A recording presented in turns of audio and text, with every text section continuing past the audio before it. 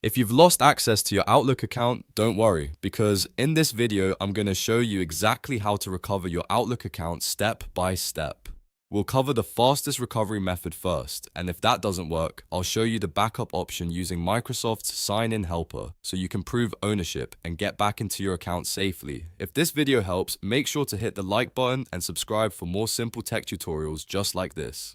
Alright, let's get into it. First, open your browser and go to Microsoft's Recover Your Account page. This is the official place to start if you want to reset your password and regain access. Once the page loads, type in the Outlook email address that you're trying to recover. Make sure you enter it carefully because even a small mistake can send you down the wrong path.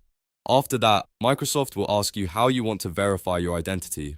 If you still have access to your recovery email address or your recovery phone number, choose one of those options. Microsoft will send a verification code or reset link to the email or phone you selected.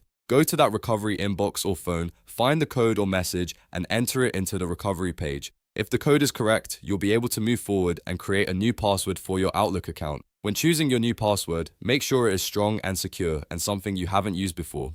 Once you confirm it, sign in again with the new password and check that your account is working properly. Now, if you no longer have access to your recovery email or your recovery phone, don't panic, because you still have another option. In that case, use Microsoft's Sign-in Helper tool. This tool is designed for situations where you cannot verify your account through the usual methods. On the Sign-in Helper page, you'll be asked to fill out a recovery form.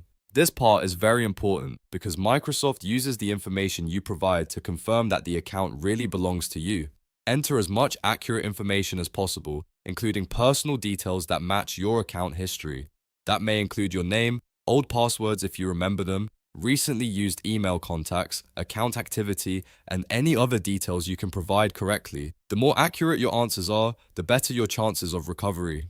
Take your time and do not rush this form because incorrect information can make the process harder. Once you submit the form, Microsoft will review your request and send you instructions about the next steps. Depending on the details you provided, you may receive a recovery link or additional verification instructions. Keep checking your email for updates from Microsoft and follow every instruction carefully. If you're asked to try again, make sure you go back and provide the most accurate information you can remember. If you're recovering an account for the first time, it can help to think about old passwords, devices you used to sign in from, places you logged in, and any other account details only you would know.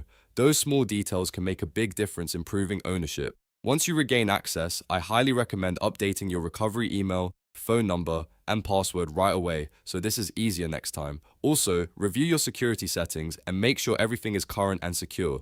That way, if you ever get locked out again, recovery will be much faster. And that's how you recover your Outlook account using Microsoft's official recovery tools. First, try the password reset method with your recovery email or phone, and if that doesn't work, use the Sign-in Helper recovery form with accurate personal details. If this tutorial helped you get back into your account, please hit like and subscribe for more helpful guides like this. Thanks for watching, and I'll see you in the next one.